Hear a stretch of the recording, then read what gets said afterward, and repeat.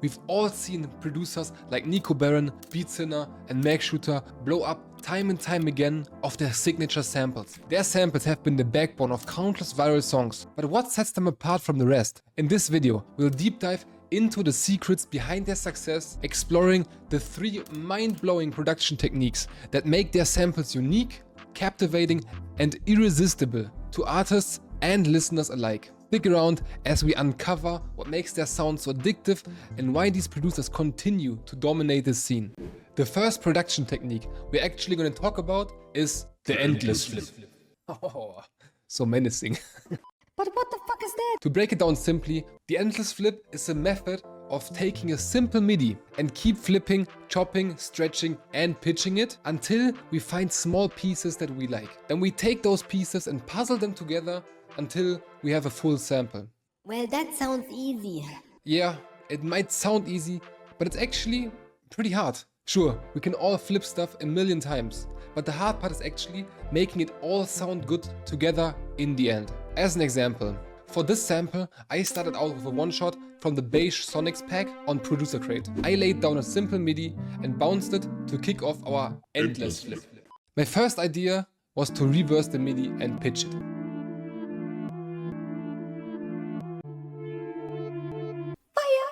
Easy, first layer, done. But it wouldn't be called the endless flip if that was it. I added a pretty long effects chain to our pattern to really mess up the signal a lot. But it was still too similar to our first pattern. So we bounced it out and pitched it up an octave.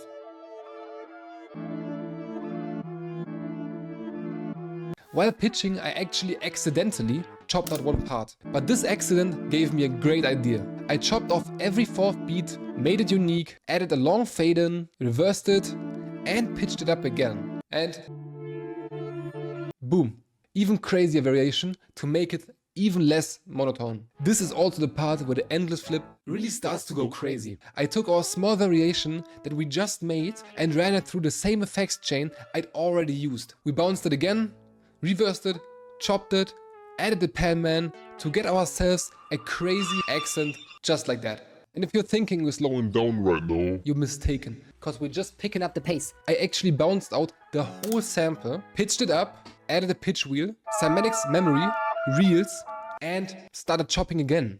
This time though, we're just looking for these little phrases and accents to fill up our sample and give it some melodic ideas. Like I said, we're picking up the pace. Next, I took our hit/accent we made, stretched it, reversed it, and pitched it to create this crazy background layer. And that's basically a whole crazy ass sample made from a single one-shot and a tiny ass MIDI. As you can see, the endless flip method can be super powerful if used right. Something else that's super powerful if used right and that we've created from scratch in this sample are phrases, accents and textures. Like you saw in the last sample, phrases, accents and textures are basically self-contained melodic ideas that have already been processed and are ready to slot into any sample. This makes them insanely valuable in terms of workflow and creativity. We can essentially create a chord progression with some layers and then fill out the rest of our sample using these phrases, accents and textures. This approach gives our sample a very distinct and unique sound while saving us tons of time making MIDIs and creating effects chains. This sounds amazing! And it is, but like everything, it has drawbacks. These phrases, accents and textures aren't always easy to use. Sometimes they're out of key, poorly mixed or just unusable quality-wise.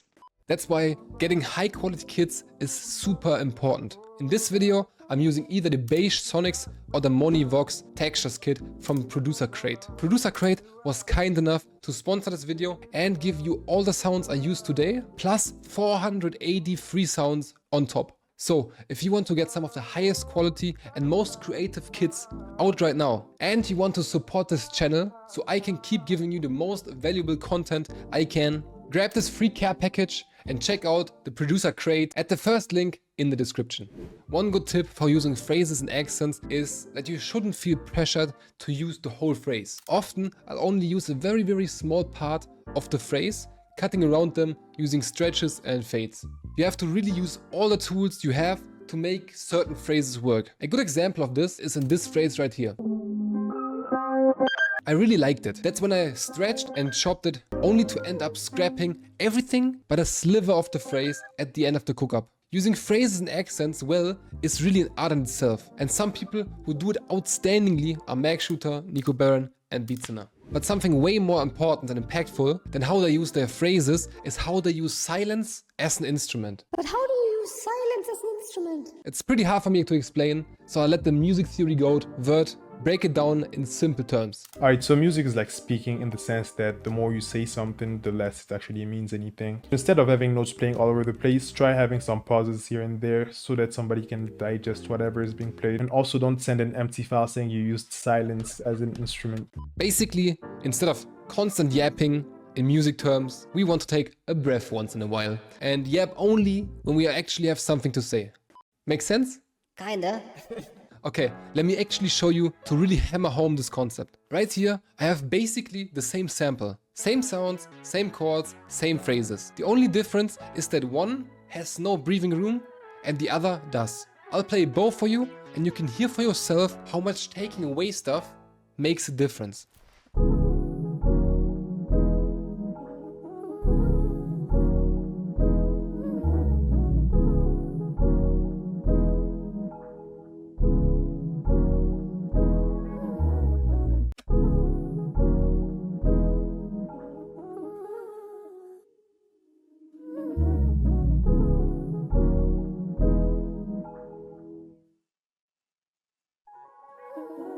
Insane.